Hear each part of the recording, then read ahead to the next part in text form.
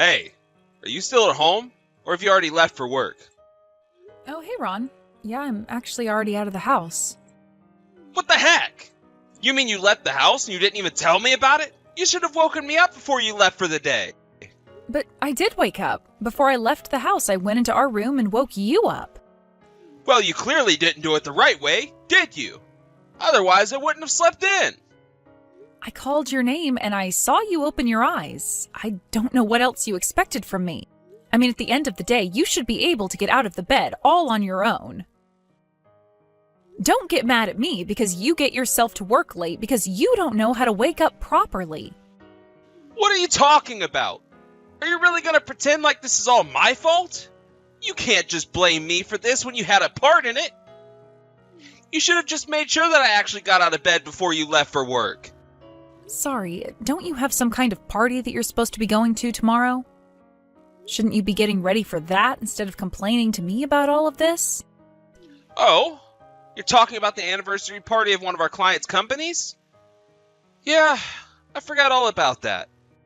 Well, it sounds to me like you're basically expected to go by your bosses, right? I think you might still be able to make it on time if you move quickly. So I would quit trying to pick a fight with me and just go and get ready for your job. Fine. I'll go and get ready for this dumb party.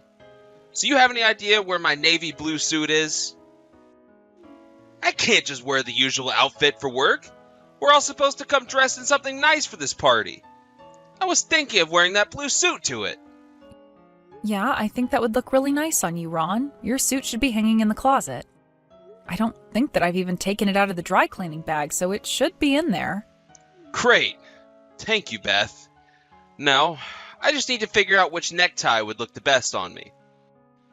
I don't know. I don't want to go too over the top and look like I'm going to a wedding or anything.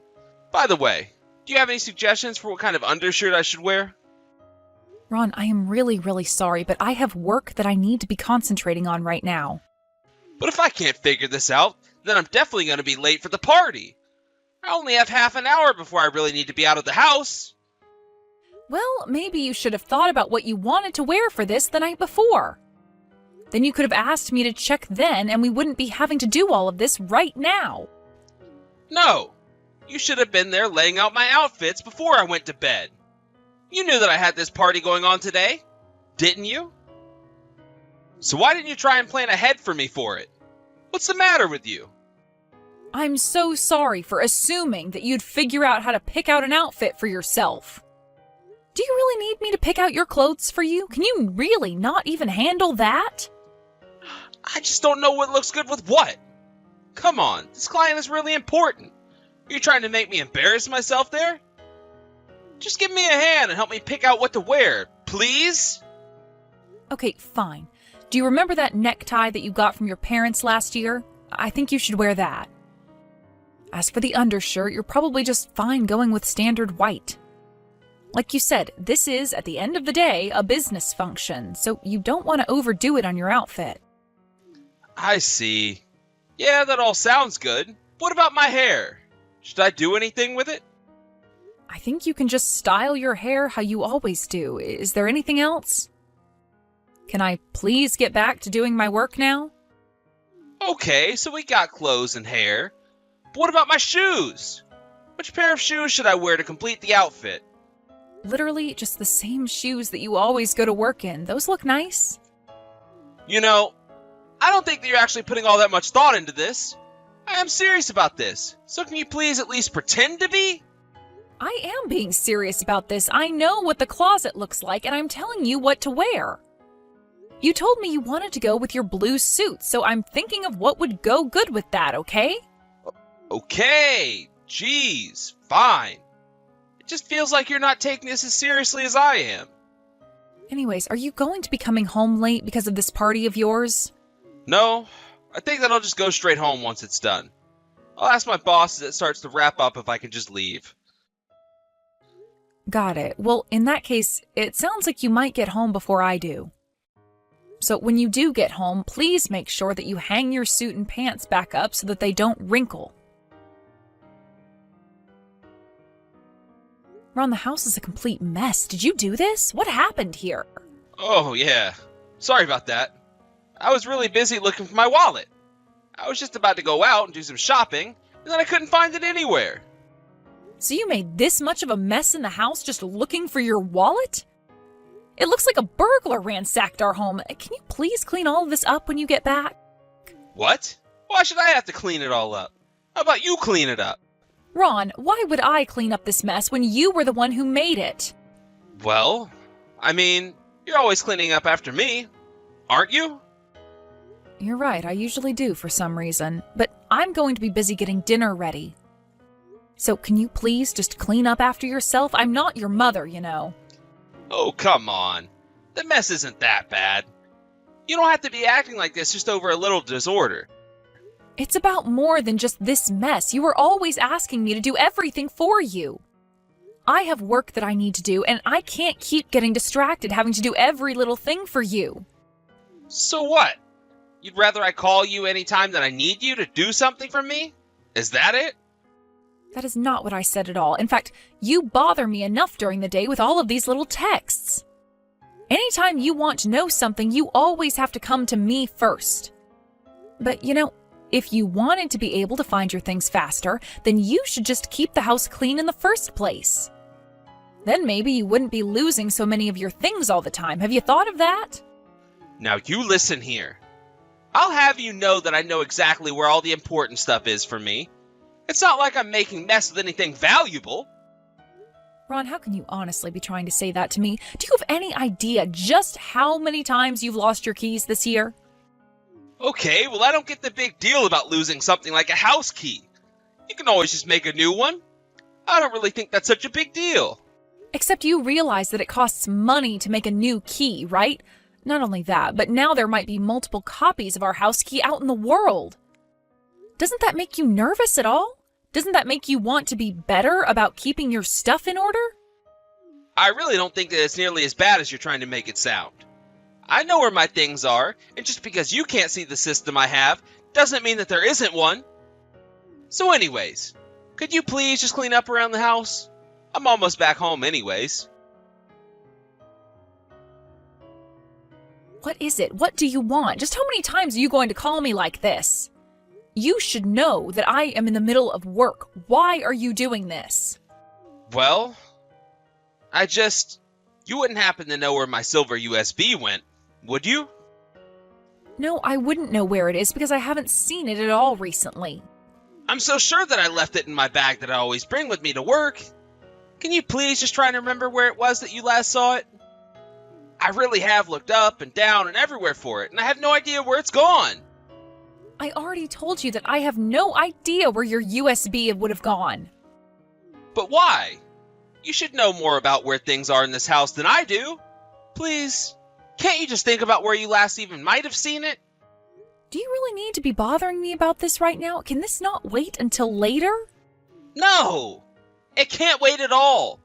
This is really, really important and I need it right now.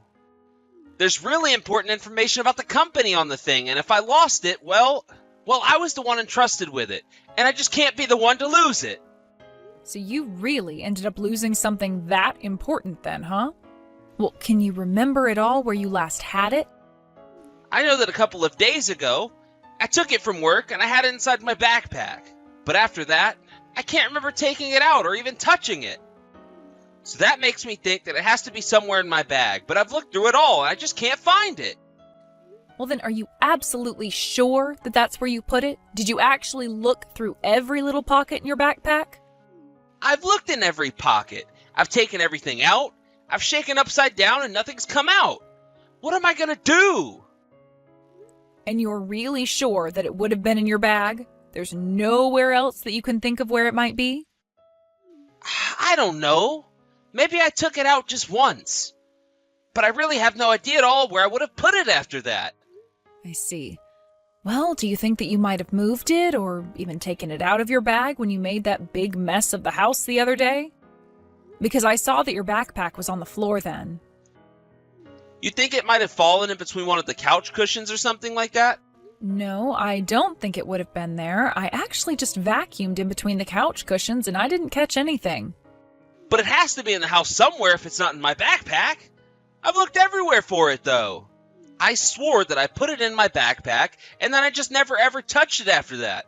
This doesn't make any sense at all. Well, maybe you need to retrace your steps and see if there isn't a moment where you could have dropped it. But that is why I try to tell you to be more organized with your things. If you were, then I don't think these kinds of things would happen. Look, I didn't come to you looking for a lecture, okay? I really don't have time for this from you. Please just help me look for it once you get back here, okay? This is exactly what I was trying to warn you about, Ron. Look, when I get back from work, I am going to be exhausted. I have been outside of the office all day. Now is not the time to be making excuses for yourself. Maybe if you were better at cleaning up the house, then this wouldn't have happened. You moved my USB, and now you won't even tell me where. This is all your fault. Oh, come on, Ron. You can't actually think that this is my fault, right? It's not my job to keep track of your things. But what if you just accidentally threw it away without even realizing what it was, huh? I mean, don't you think there's a chance that you could have moved it? I was the one who told you to come home and clean up the mess you had made. You were the one that insisted to me that there was nothing of value on the floor. But, I mean, that was only because I thought that everything important was in my backpack already. Besides, I asked you to clean it, so you must have touched it. I really don't think that I have anything to do with this at all, but if you must know, I don't remember seeing a USB at all while I was cleaning up after you. Well then please, you have to come home right now and help me look for it. This is really, really serious. I'm sorry, but you lost this thing and it's your responsibility to find it. Don't get mad at me for something that you did. But I didn't even do anything to begin with. This is all your fault. And now I'm going to be punished by my work because of something that you did. If anything happens to me because of this, just know that you're going to pay. And why is it that I should have to take responsibility for something that you lost, huh? I'm sorry, but I am not going to play along this time. This is your problem, so you need to learn how to deal with it. You have really done it now. I got into so much trouble at work because of your little stunt.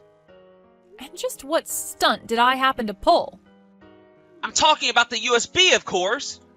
But it's not just that. Because you didn't help me look for it, I've been worrying about it so much that I made several mistakes at work today. You should have been taking care of my stuff better. Why would you do this to me? I didn't do anything to you at all. You're the one who made the mistake, and now you're trying to blame it on me. But it's not my fault. You were the one who made the mess and then insisted that I clean it up. You really are trash. Do you know that? Excuse me? What did you just say? Who do you think you are trying to talk to me like that, huh? You need to take responsibility for what you've done. You've lost the USB that is full of valuable data from my clients. Do you have any idea how much trouble I'll get in if my bosses learn that I've lost this? Oh, I would guess that they already know. After all, you said that you were the one tasked with holding on to it, right? Wait, what? What do you mean? What did you do? She didn't do anything that you hadn't already done to yourself through this. We thought that you were ready to be trusted carrying around important data like that, but you were clearly far from ready. Why did you even take something as important as that home to begin with? Wait a second. How did you know all that? The only person who would know that would be Mr. Howard? That's right, Ron. It's me, your boss. And I have to say that I'm very disappointed in you. But I don't understand. Why are you texting me from my wife's number? What's going on here? You have got some nerve trying to blame your wife for all of this mess. Do you really need your wife to do every little thing for you? Here I thought that you could actually be trusted with some responsibility. No. Wait, there's been some kind of mistake here. Oh yes, there has been a huge mistake.